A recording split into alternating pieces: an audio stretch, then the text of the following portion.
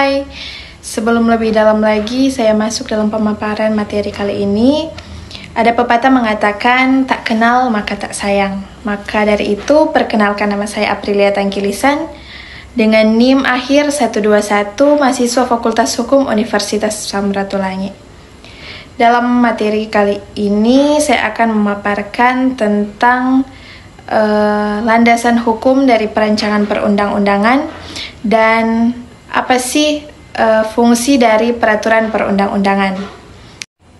Indonesia merupakan negara hukum atau Rekstag, di mana dalam penyelenggaraan kekuasaan dalam pemerintahannya didasarkan pada hukum, bukan pada kekuasaan semata. Tentu dengan demikian segala tindakan pemerintah maupun warga negara harus sesuai dengan aturan hukum yang berlaku. Tentu konektivitas negara hukum dengan perancangan undang-undangan itu apa? Jadi, negara hukum sebagai fondasi. Indonesia menegaskan diri sebagai negara hukum pasal 1 ayat 3 Undang-Undang Dasar 1945. Dalam negara hukum, segala bentuk tindakan pemerintah maupun rakyat harus berdasarkan hukum. Supremasi hukum menuntut adanya aturan yang jelas, tertulis, dan dapat dipertanggungjawabkan. Artinya, perancangan perundang-undangan adalah konsekuensi logis dari prinsip negara hukum, karena hukum dibentuk secara terencana, tertib, dan sesuai prosedur. Untuk kehidupan bernegara, menjaga keadilan, serta melindungi hak asasi manusia.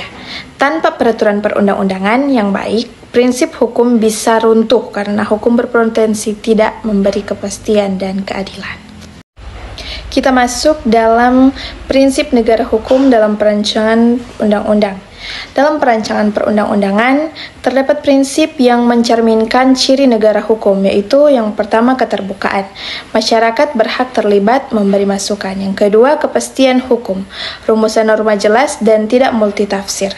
Yang ketiga, keadilan. Tidak diskriminatif atau melindungi semua golongan.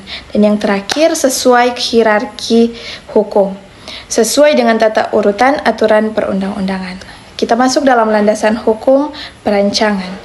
Dalam rangka menjamin Indonesia sebagai negara hukum, mekanisme pembentukan peraturan diatur dalam Undang-Undang Nomor 12 Tahun 2011 tentang pembentukan peraturan perundang-undangan sebagaimana diubah dengan Undang-Undang Nomor 13 Tahun 2022.